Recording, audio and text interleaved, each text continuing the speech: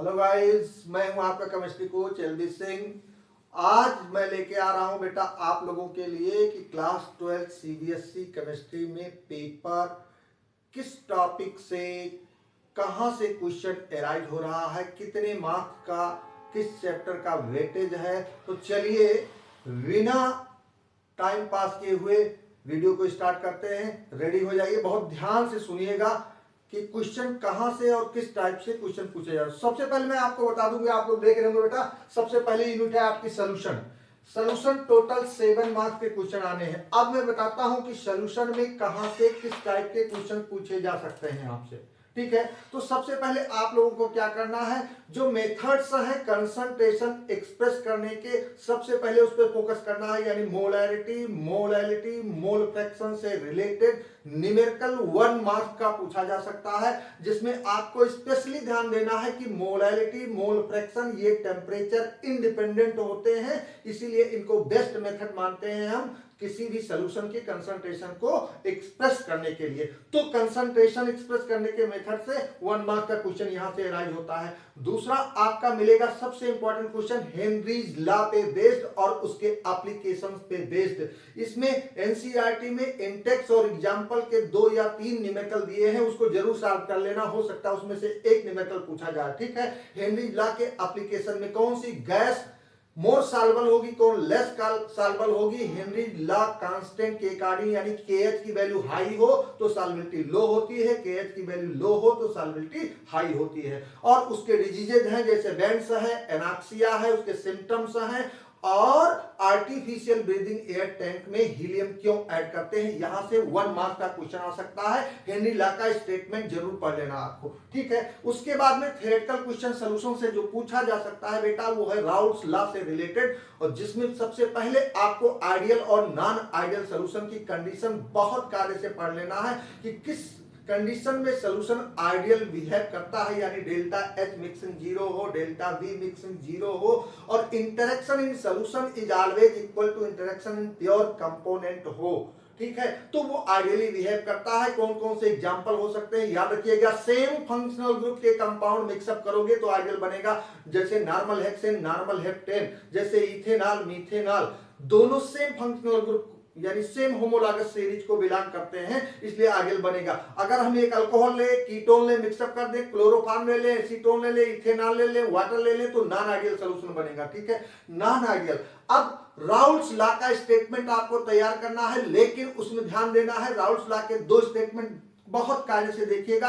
एक ऐसे सॉल्यूशन में जिसमें नॉन वोलेटाइल सॉल्यूट डिसॉल्व हो, और एक ऐसा सॉल्यूशन जिसमें सॉल्यूट और सॉल्वेंट दोनों वोलेटाइल हो, उसके स्टेटमेंट में ध्यान दीजिएगा। और उससे जो मैथमेटिकल एक्सप्रेशन आएगा, फार्मूला, उससे नॉन वोलेटाइल सॉल्यूट के मोलर मास का कैलकुलेशन, यानी P naught minus PS upon P naught is equal to X solute, इस रिलेशन पे न्यूमेरिकल पूछा जा सकता है, ठीक है। दूसरा कॉलिगेटिव प्रॉपर्टी से कोई एक 3 मार्क्स का न्यूमेरिकल पूछा जाएगा, वो डेल्टा TF का हो सकता है, डेल्टा TB का हो सकता है, ऑस्मोटिक प्रेशर का हो सकता है। लेकिन किसी भी न्यूमेरिकल को करने से पहले ध्यान से क्वेश्चन को पढ़ लेना कि सॉल्यूट कहीं इलेक्ट्रोलाइट तो नहीं है, calcium chloride, magnesium chloride, sodium sulphate, potassium sulphate, ये सब सोडियम क्लोराइड, पोटेशियम क्लोराइड है, तो उसमें 1/2 फैक्टर आपको जरूर इंट्रोड्यूस कर देना है एक्सप्रेशन में। लेकिन अगर उसने लिख दिया कि एज्यूमिंग कंप्लीट डिसोसिएशन, तो जितने आयंस बन रहे हैं पर मोल से उतना ही आपको 1/2 फैक्टर ले लेना है, आपने पढ़ा होगा चैप्टर में, ठीक है। तो 3 मार्क्स का न्यूमेरिकल तैयार रखिएगा,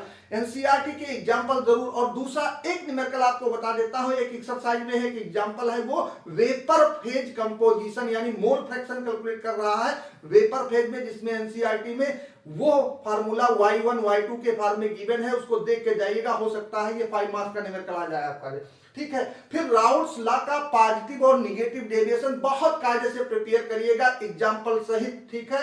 और उसमें याद रखिएगा कि डेल्टा H निगेटिव होने पे, डेल्टा H पॉजिटिव होने पे कैसा डेविएशन शो करेगा, यानी नॉन आइडियल है, डेल्टा H 0 नहीं है, तो वो या तो पॉजिटिव डेविएट करेगा या निगेटिव। एग्जांपल बहुत कायदे से लर्न करिएगा, ठीक है। और उसके बाद में नॉन आइडियल सॉल्यूशन के आगे आप पढ़िएगा कि जितने भी नॉन आइडियल सॉल्यूशन है वो एजियोट्रॉप फॉर्म करते हैं एक स्पेसिफिक कंपोजिशन पे, पर्टिकुलर कंपोजिशन पे जो मैक्सिमम वॉल्यूम हो सकता है, मिनिमम वॉल्यूम हो सकता है। याद रखिए, नेगेटिव डेविएशन मतलब मैक्सिमम वॉल्यूम जियोट्रॉप फॉर्म करेगा, positive deviation means minimum volume. बहुत ध्यान से याद रखिएगा कि वो किस टाइप का जियोट्रॉप फॉर्म करेगा। डेल्टा एच या डेल्टा वी का साइन लिख करके आपसे पूछेगा। तो कुल मिला के यहां से आपके 5 मार्क्स के क्वेश्चन हो सकते हैं। और उसके बाद 2 मार्क्स का क्वेश्चन कहां से पूछा जाएगा, वो ऑस्मोसिस के एप्लीकेशन से पूछा जा सकता है। राउल्स लॉ की लिमिटेशन भी याद रखना है, और किस कंडीशन में राउल्स लॉ हेनरी लॉ को फॉलो करता है, यानी कि वो कंडीशन राउल्स लॉ ही हेनरी लॉ बन जाता है, हेनरी लॉ राउल्स लॉ बन जाता है। आपको ध्यान से वो कंडीशन क्वेश्चन कई बार बोर्ड में पूछा गया है, उसको ध्यान से पढ़ना है, ठीक है। अब उसके बाद में एबनॉर्मल मोलर मास और एबनॉर्मल कॉलिगेटिव प्रॉपर्टी, इसकी डिफिनीशन लर्न कर लेना। वन हाफ फैक्टर क्या होता है कि टोटल पार्टिकल्स आफ्टर डिसोसिएशन और association upon total number of particle taken before dissociation और एसोसिएशन। और एनसीईआरटी में आई जो कार्बोक्सिलिक एसिड कभी भी डिसोसिएट डिसॉल्व करेगा, चाहे वो बेंजोइक एसिड हो या कोई दूसरा, तो उसमें 1/2 फैक्टर अप्लाई करोगे आप। Degree of dissociation, degree of association का न्यूमेरिकल दिया हुआ है एनसीईआरटी में। और एक एग्जांपल है, बहुत ही इंपॉर्टेंट क्वेश्चन है, उसको ध्यान से पढ़िएगा। तो टोटल 7 मास की यूनिट हो गई है इलेक्ट्रोकेमिस्ट्री। इलेक्ट्रोकेमिस्ट्री में अब बताता हूं चैप्टर नंबर 2 यानी यूनिट 2 में 9 मास की बहुत कायदे से फोकस करिएगा। सबसे पहले आप देख लीजिए, ईएमएफ कैलकुलेट करने का एक न्यूमेरिकल आना ही आना है, जिसमें एम की वैल्यू यानी कितने इलेक्ट्रॉन ट्रांसफर हो रहे हैं वो डिटरमाइन कर लीजिए, और किससे, नास्ट इक्वेशन से ईएमएफ कैलकुलेट करना और डेल्टा जी की वैल्यू कैलकुलेट करने के फार्मूला तैयार करके जाइएगा। इस पे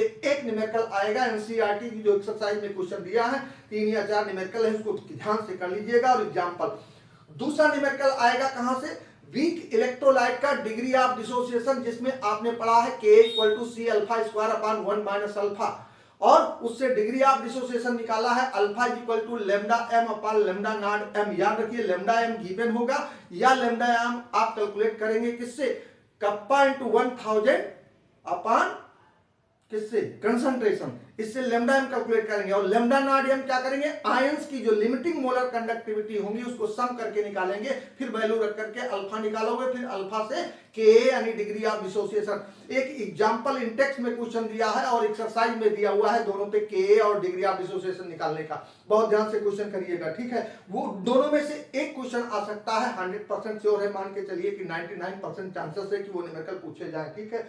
और उसके बाद में न्यूमेरिकल किस पे पूछा जा सकता है, इलेक्ट्रोकेमिस्ट्री का न्यूमेरिकल स्पेसिफिक कंडक्टिविटी यानी रेजिस्टिविटी से रिलेटेड। और सबसे पहले वीक इलेक्ट्रोलाइट और स्ट्रांग इलेक्ट्रोलाइट का ये जो कर्व बना हुआ है एनसीईआरटी में, ऐसे कौन स्ट्रांग इलेक्ट्रोलाइट है और कौन वीक इलेक्ट्रोलाइट, सब। और रीजनिंग क्वेश्चन ध्यान से सुन लीजिए, रीजनिंग क्वेश्चन कहां से आएगा, वीक इलेक्ट्रोलाइट या स्ट्रांग इलेक्ट्रोलाइट, उसकी कंडक्टिविटी इनका जो है कंसंट्रेशन से जो वेरिएशन है, ये जो कर्व है उसको ध्यान से पढ़िएगा। रीजन कि जब हम डायल्यूशन यानी कंसंट्रेशन डिक्रीज करते हैं तो उसकी कंडक्टिविटी क्यों इंक्रीज करती है या डिक्रीज करती है, तो क्यों डिक्रीज करती है। कंडक्टिविटी और electrical conductivity, molar conductivity always decreases with decrease in concentration, but lambda m यानी molar conductivity increases both for weak electrolyte as well as strong electrolyte. उसका पर्टिकुलर रीजन आपको प्रिपेयर करके रखना है, ठीक है। अब इसी में रेजिस्टेंस मेजर करने के लिए एक हम क्या करते हैं, एक हम यूज करते हैं सेल। क्या यूज करते हैं, कंडक्टिविटी सेल। और कंडक्टिविटी सेल में क्वेश्चन पूछा जाएगा कि कंडक्टिविटी सेल में हम डीसी क्यों नहीं यूज करते, डायरेक्ट करंट और अल्टरनेटिंग करंट, यानी अल्टरनेटिंग करंट हम क्यों नहीं यूज करते, डीसी क्यों यूज करते हैं, एसी ना यूज करके डीसी क्यों यूज करते हैं। अगला क्वेश्चन मैं बताता हूं, कोई भी सिंगल इलेक्ट्रोड गिवन होगा, magnesium electrode, copper electrode, zinc electrode, कहेगा इसका स्टैंडर्ड पोटेंशियल आप कैसे मेजर करेंगे, तो आपने पढ़ा होगा इसको हम स्टैंडर्ड हाइड्रोजन इलेक्ट्रोड से कनेक्ट करके गैल्वेनिक सेल फॉर्म कर देते हैं और उसका स्टैंडर्ड पोटेंशियल मेजर करके फाइंड कर लेते हैं, क्योंकि स्टैंडर्ड हाइड्रोजन इलेक्ट्रोड का पोटेंशियल आप 0 एज्यूम करते हैं। और उससे भी पहले आइएगा गैल्वेनिक सेल की फंक्शनिंग में पढ़िएगा साल्ट ब्रिज का फंक्शन, और ऐसी कौन सी कंडीशन है जिसमें गैल्वेनिक सेल एक इलेक्ट्रोलाइटिक सेल की तरीके से बिहेव करता है। एनसीईआरटी के फर्स्ट या सेकंड पेज पे 3 डायग्राम बने हुए हैं कि ई नॉट जो एक्सटर्नल है वो 1.10 से लेस है, इक्वल है या ग्रेटर है, ठीक है। वो कंडीशन पढ़ लीजिएगा, उसमें से एक नंबर क्वेश्चन निकालेगा। अगला क्वेश्चन आता है कमर्शियल सेल से। याद रखिए बटन सेल पे पूछा जाएगा कि उसका पोटेंशियल ड्यूरिंग लाइफ टाइम क्यों कांस्टेंट रहता है जब तक वर्क करता है, पहला। दूसरा, ड्राई सेल में पूछेगा जिंक क्लोराइड का फंक्शन क्या है, ठीक है, तो ये अमोनिया के साथ कंबाइन करके कॉम्प्लेक्स बनाता है, आप जानते हैं। फ्यूल सेल में कौन से फ्यूल यूज करते हैं उसका डायग्राम और उसके एडवांटेजेस और उसकी रिएक्शन, जितने भी रिएक्शन है fuel cell, button cell, dry cell, उसकी रिएक्शन याद करना है। और उसके अलावा लेड स्टोरेज बैटरी के चार्जिंग और डिस्चार्जिंग की रिएक्शन याद करना है आपको, ठीक है। फिर क्वेश्चन पूछा जाएगा लास्ट में जाकर के आपके कहां से, रस्टिंग यानी कोरोजन से, उसकी मैकेनिज्म और एक्सप्लेन करने को कहेगा कि एक्सप्लेन करो कि इस पे गैल्वेनिक सेल सेटअप होता है जब भी रस्टिंग ऑफ आयरन होता है, और उसका प्रिवेंशन कौन से मेथड से करते हैं, जैसे इलेक्ट्रोप्लेटिंग है, उसमें सैक्रिफाइशियल जो प्रोटेक्शन है वो बहुत ही इंपॉर्टेंट है। सैक्रिफाइशियल प्रोटेक्शन में आयरन के प्रोटेक्शन में कौन सा मेटल यूज किया जा सकता है, ठीक है। ये हुआ इलेक्ट्रोकेमिस्ट्री। और उससे भी इंपॉर्टेंट एक नंबर जो आउट क्वेश्चन है वो कोलराउस ला पे उसका स्टेटमेंट तैयार कर लीजिएगा। और उस पर एक छोटा सा न्यूमेरिकल, जैसे NaCl का है तो limiting molar conductivity of sodium ion plus limiting molar conductivity of chloride ion, ion कई बनने हैं तो नंबर से मल्टीप्लाई हो जाता है, ध्यान से पढ़िएगा। और ये हो गया इलेक्ट्रोकेमिस्ट्री। केमिकल काइनेटिक्स जो 7 मार्क्स की यूनिट है आपकी, ध्यान से देखिएगा, इसमें कुछ नहीं करना, 7 मार्क। सबसे पहला क्वेश्चन तैयार करिएगा ऑर्डर और मॉलिक्यूलरिटी में डिफरेंस। दूसरा क्वेश्चन तैयार करिएगा rate, unit of reaction rate. फिर फर्स्ट ऑर्डर, जीरो ऑर्डर और second order, zero order, first order, second order, rate constant की यूनिट तैयार कर लीजिएगा बेटा। याद रखिएगा रिएक्शन रेट और जीरो ऑर्डर के रेट कांस्टेंट के की यूनिट दोनों सेम होती है, ठीक है, ये भी याद रखना है। तो ऑर्डर मॉलिक्यूलरिटी में डिफरेंस और यूनिट का क्वेश्चन हो गया। दूसरा, एक टेबल फॉर्म में क्वेश्चन रहता है जिसमें फर्स्ट, सेकंड, थर्ड एक्सपेरिमेंट होते हैं, जिसमें रिएक्टेंट के कंसंट्रेशन दिया होता है, इनिशियल रेट दिया होता है। कहता रेट ला डिटरमाइन करो और ए और बी के में रिस्पेक्ट में ऑर्डर बताओ, ओवरऑल ऑर्डर बताओ और रिएक्शन का रेट कांस्टेंट फाइंड करो। वो न्यूमेरिकल आउट क्वेश्चन आएगा। दूसरा क्वेश्चन फर्स्ट ऑर्डर पे न्यूमेरिकल आना है, वो कहेगा इतने टाइम में इतने परसेंट, 90% रिएक्शन कंप्लीट होती है तो कितने टाइम में 99% कंप्लीट हो जाएगी, ठीक है। टी हाफ का कर्व याद रखिए, जीरो ऑर्डर फर्स्ट ऑर्डर का जो भी कर्व एनसीईआरटी में बना हुआ है उसको ध्यान से तैयार करिएगा। और टी हाफ का कर्व जो बना हुआ है, चारों कर्व में से कोई एक कर्व पूछेगा, कर्व प्लॉट करके आपसे ऑर्डर पूछेगा और फिर उसका स्लोप पूछेगा, फिर रेट कांस्टेंट की यूनिट पूछेगा, ठीक है। तो इस तरीके से 7 मार्क्स को लास्ट में पढ़िएगा, आपको मिलेगा आपको एक्टिवेशन एनर्जी और थ्रेशोल्ड एनर्जी और आर्हेनियस इक्वेशन यानी रिएक्शन रेट का टेम्परेचर पे डिपेंडेंस, जिसमें टू टेम्परेचर T1 और T2 पे जो फार्मूला है K2/K1 वाला फार्मूला, उसको ध्यान से तैयार करके आप, ठीक है, उस पे एनसीईआरटी के एक्सरसाइज में लास्ट के 2 या 3 न्यूमेरिकल है उसको कर लीजिएगा, हो सकता है उसमें से एक न्यूमेरिकल आ जाए, ठीक है। फिर डी एंड एफ ब्लॉक बेटा, डी एंड एफ ब्लॉक में टोटल रीजनिंग क्वेश्चन पढ़िएगा। रीजनिंग क्वेश्चन कैसे, जैसे कहता है डी ब्लॉक मेटल में कॉम्प्लेक्स क्यों फॉर्म करते हैं, इनके आयंस कलर्ड क्यों होते हैं, इनके आयंस मेनली पैरामैग्नेटिक क्यों होते हैं, ठीक है। और सेकंड और थर्ड ट्रांजिशन सीरीज की एटॉमिक रेडियस करस्पॉन्डिंग ग्रुप में क्यों सिमिलर होती है, जिसमें आपने पढ़ा है लेंथेनाइड कॉन्ट्रैक्शन। बहुत ध्यान से पढ़िएगा। कौन सा आयन कलरलेस है, फर्स्ट ट्रांजिशन सीरीज में कौन से मेटल हैं जो वेरिएबल ऑक्सीडेशन स्टेट नहीं शो करते, उनके कौन से आयन हैं जो कलर्ड हैं, कौन से कलरलेस हैं, ठीक है। D10 D0 कॉन्फ़िगरेशन से देख करके चेक करते हैं और रीजन लिखते हैं कलर्ड होने का, DD ट्रांजिशन। ध्यान से पढ़ लीजिएगा, रीजनिंग क्वेश्चन पूछा जाना तय है और ये भी श्योर है कि एनसीईआरटी से ही पूछा जाएगा। इन टेक्स्ट एग्जांपल एक्सरसाइज के एक एक क्वेश्चन चप्पा छान डालो, ठीक है। फिर आता है सीधा क्वेश्चन, क्या लेंथेनाइड और एक्टेनाइड में डिफरेंस, सीधा क्वेश्चन मिलेगा आपको, 3 या 4 डिफरेंस याद कर लीजिए लेंथेनाइड एक्टेनाइड में। उससे भी सीधा question, what do you mean by lanthanide contraction, right it's consequences. बहुत इंपॉर्टेंट क्वेश्चन आएगा ही आएगा, समझ जाइए। या तो डिफरेंस लिखने पूछेगा लेंथेनाइड एक्टेनाइड में, या सीधे पूछेगा लेंथेनाइड कॉन्ट्रैक्शन क्या है, इसके कॉन्सिक्वेंसेस लिखिए, ठीक है। फिर चले जाइए आप पोटेशियम परमैंगनेट और पोटेशियम डाइक्रोमेट, दोनों की प्रिपरेशन रिएक्शन पढ़ लीजिएगा, बहुत ध्यान। दोनों में से एक डेफिनेटली पूछी जाएगी, पोटेशियम परमैंगनेट और पोटेशियम डाइक्रोमेट की प्रिपरेशन की रिएक्शन, और इन दोनों की Fe2+ से रिएक्शन, I- से रिएक्शन पढ़ लीजिएगा, और पोटेशियम परमैंगनेट की ऑक्जिलेट आयन यानी C2O4-2 से रिएक्शन ध्यान से देख के जाइएगा, ठीक है। रिएक्शन, और उनके स्ट्रक्चर बने हैं CrO4, Cr2O7, MnO4 minus, MnO4 2 minus, 4 structure है, चारों स्ट्रक्चर को तैयार कर लीजिएगा, हो सकता है 1 नंबर का क्वेश्चन मिल जाए। ठीक है, DF ब्लॉक टोटल 7। कोऑर्डिनेशन, सबसे पहले कोऑर्डिनेशन में क्या तैयार करोगे, IUPAC नॉमेनक्लेचर, 1 नंबर का क्वेश्चन आएगा। ठीक है, नाम लिखने के लिए हो सकता है कि MCQ में आ जाए IUPAC नॉमेनक्लेचर। फिर आएगा आइसोमेरिज्म, आइसोमेरिज्म में आयोनाइजेशन पढ़िएगा, लिंकेज पढ़िएगा, हाइड्रेट पढ़िएगा, कोऑर्डिनेशन। 1 नंबर का क्वेश्चन यहां आएगा, कोई कॉम्प्लेक्स लिखा होगा, पूछेगा कौन सी आइसोमेरिज्म शो करेगा। ठीक है, और फिर कभी कभी आता है इतने मोल AgCl का प्रेसिपिटेट बनना है सिल्वर नाइट्रेट एक्सेस में ऐड करने पे, तो उसका फार्मूला लिखो, एनसीईआरटी में क्वेश्चन है, देख लीजिएगा। फिर प्राइमरी वैलेंसी और सेकेंडरी वैलेंसी निकालने का सीधा सीधा क्वेश्चन पढ़िएगा, प्राइमरी वैलेंसी, सेकेंडरी वैलेंसी। ठीक है, और कोऑर्डिनेशन नंबर।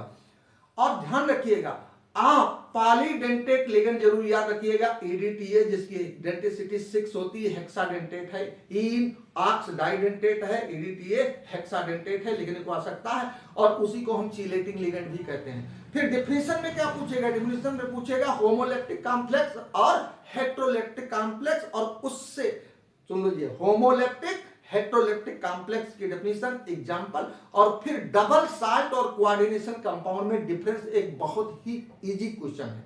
ठीक है, वीवीटी के कौन कौन से पॉइंट थे, वीवीटी नहीं सॉरी, वर्नर्स थ्योरी के कुछ पोस्टुलेट्स लिखे होंगे, 2-3 पॉइंट, उसको देख लीजिएगा। ठीक है, वीवीटी से आपसे एक क्वेश्चन आना ही तय है, वीवीटी से, कि एक कॉम्प्लेक्स दिया होगा, वो कहेगा बताओ ये पैरामैग्नेटिक है या डायमैग्नेटिक है, या एक्सप्लेन करो, या कहेगा बताओ ये क्या है, टेट्राहेड्रल है या स्क्वायर प्लेनर है, वो कहेगा बताओ ये इनर ऑर्बिटल कॉम्प्लेक्स है या आउटर ऑर्बिटल कॉम्प्लेक्स है। बेटा जो एनसीईआरटी बुक में एक्सप्लेन किया एक्सरसाइज में दिया, ढूंढ ढूंढ के वही कॉम्प्लेक्स कर डालो, उसी में से क्वेश्चन मिलना तय है, कोई काट नहीं सकता क्वेश्चन, उसी में से आएगा कॉम्प्लेक्स, उसी में से आएगा, दौड़ो ना। और चले जाओ सीधे सीधे CFT क्रिस्टल फील्ड थ्योरी पे, CFT क्रिस्टल फील्ड थ्योरी, यहां पे आपको मिलेगा क्या, D4 से कॉन्फ़िगरेशन D5 D6 के, कब, जब P greater than del O हो या P less than del O हो, ये कॉन्फ़िगरेशन। इस बार हमें लगता है पेपर में लास्ट ईयर नहीं आया था, इस बार ये क्वेश्चन आएगा। ठीक है, बहुत ध्यान से पढ़िएगा। और फिर आइए ज्योमेट्रिकल आइसोमेरिज्म पूछेगा, टेट्राहेड्रल कॉम्प्लेक्स क्यों नहीं शो करते, पहला क्वेश्चन पूछेगा। आप सीधे बता दिए टेट्राहेड्रल कॉम्प्लेक्स में जितनी पोजीशन है सब इक्विवेलेंट है, एडजेसेंट है, इसलिए नहीं शो करता।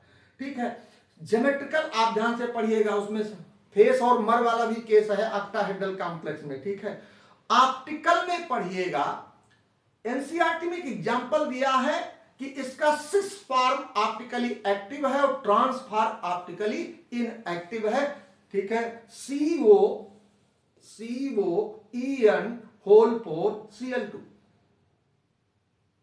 ठीक है, रीजन पढ़िएगा। और फिर कोऑर्डिनेशन कंपाउंड की स्टेबिलिटी कौन से फैक्टर पे डिपेंड करती है, और नहीं कर पाते तो इसके एप्लीकेशन पढ़ लीजिएगा, एप्लीकेशन से 1 नंबर पक्का है, आना ही आना है। जैसे जो है क्लोरोफिल किसका कॉम्प्लेक्स है, मैग्नीशियम मेटल है, हीमोग्लोबिन आयरन मेटल है। ठीक है, विटामिन B12 में क्या है, कोबाल्ट है, इस टाइप का क्वेश्चन पूछा जा सकता है। टोटल 7 मार्क्स की। हेलो अरीन, हेलो अल्केन और हेलो अरीन, यहां सबसे पहले आप देखिएगा क्या पढ़िएगा, सबसे easy question, vinylic allylic benzylic, vinylic allylic benzylic halide identify करना। ओके, फिर क्या आएगा, इसके बाद में आप पढ़ोगे आइडेंटिफाई करने के बाद कौन सा कायरल है, कौन एक कायरल है, ध्यान से पढ़िएगा, यहां से आपको 2 नंबर का क्वेश्चन मिल जाएगा। कायरल, एक कायरल, विनाइलिक है, एलाइलिक है या बेंजाइलिक है। ठीक है, और उसके बाद में चले आइए कि haloarenes are less reactive than haloalkane, why reasoning questions, why alcoholic KOH on reaction with haloalkane gives elimination,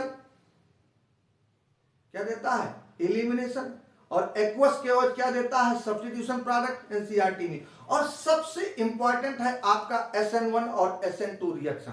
ठीक है, इसमें जो रिएक्टिविटी का ऑर्डर है, जो एनसीईआरटी में जितने क्वेश्चन दिए हैं towards SN1 towards SN2 example ही दिए हुए हैं, उसको कर लीजिएगा बेटा, उसी में से एक आएगा जरूर, कौन मोर रिएक्टिव है।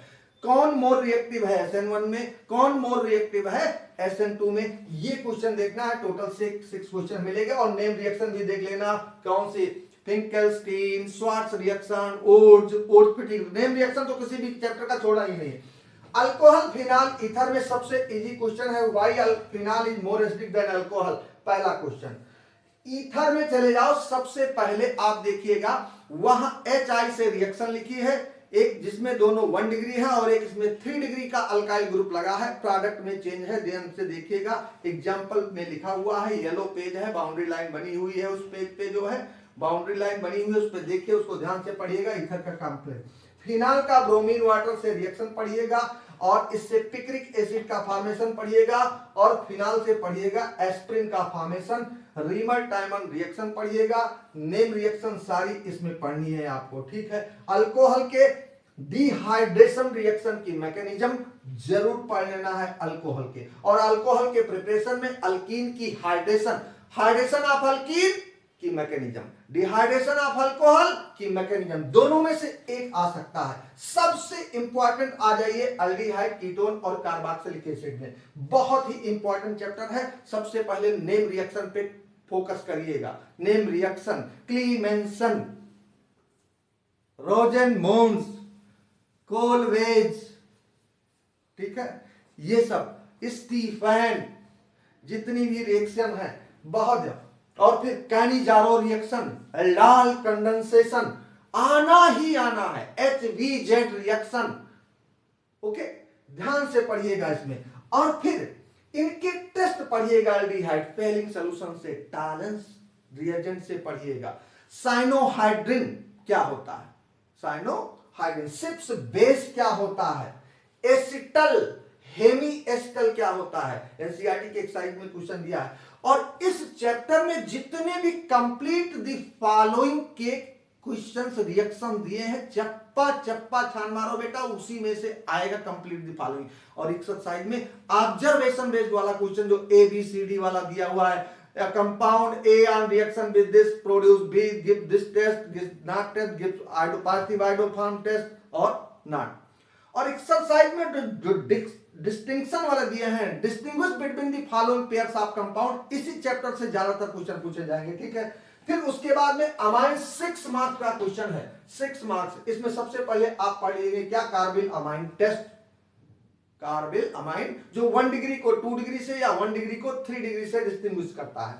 और दूसरा आप पढ़िएगा इसमें हाफमैन ब्रोमामाइड रिएक्शन, क्या पढ़िएगा, हाफमैन ब्रोमामाइड रिएक्शन। और अमीन्स की पूरे चैप्टर में अमीन्स की बेसिसिटी का जो ऑर्डर है, बेसिक स्ट्रेंथ, गैसियस फेज में और एक्वस फेज में चप्पा चप्पा एनालिन से जितनी अरेंज द फॉलोइंग वाले क्वेश्चंस हैं और रीजनिंग है। और एक क्वेश्चन और, why aniline not gives Friedel craft reaction, इस क्वेश्चन को भूलना नहीं है, why aniline not gives Friedel craft reaction, इसको भूलना नहीं है, ठीक है। 6 मार्क्स क्वेश्चन। बाकी एक्सरसाइज के क्वेश्चन करिएगा, एक्सरसाइज के question, complete the following exercise, NCERT exercise follow करिएगा, ज्यादा से ज्यादा क्वेश्चन मिल जाएगा उसमें से। बायोमॉलिक्यूल्स में सबसे पहले आइए, सबसे इजी क्वेश्चन क्या, glycosidic bond, peptide bond, phosphodiester bond, native protein, zwitter ion, ठीक है। इन सब क्वेश्चन को इसेंशियल और नॉन इसेंशियल अमीन्स में जो है, अमीनो एसिड में डिफरेंस, ग्लोबुलर और फाइब्रस प्रोटीन में डिफरेंस, ग्लाइकोजन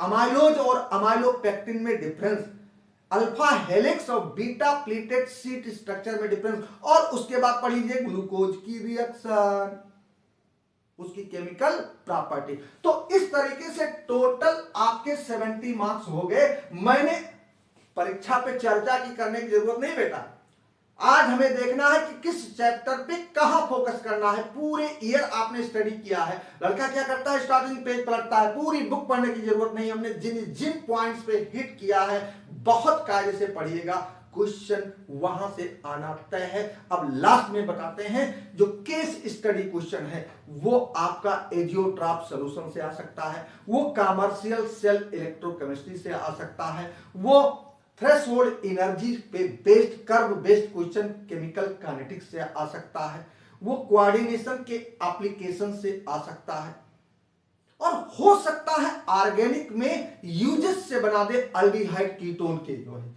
यूजेस पे बेस्ड क्वेश्चन पूछा जा सकता है। तो case study based question, case study का ये मतलब नहीं कि पैरा में लिखा हुआ ढूंढ के लिख दो ना, वो रिलेटेड चीजें लिखी जाएंगी, आंसर आपको खुद एक्सप्लेन करना होगा बेटा, ठीक है। वीडियो आपको अच्छा लगा हो तो लाइक और शेयर कर दीजिएगा और हमारे चैनल को सब्सक्राइब जरूर कर दीजिएगा। और कल मैं यूट्यूब पे मॉर्निंग में 9 बजे से लाइव रहूंगा 1 बजे तक, रिवीजन क्लास जहां तक मैक्सिमम हो सकती है मैक्सिमम आप देखिएगा, ठीक है। रिवीजन क्लास करिएगा और डेफिनेटली उसमें से आपको क्वेश्चन मिलेगा। बहुत बहुत धन्यवाद, थैंक यू बेटा।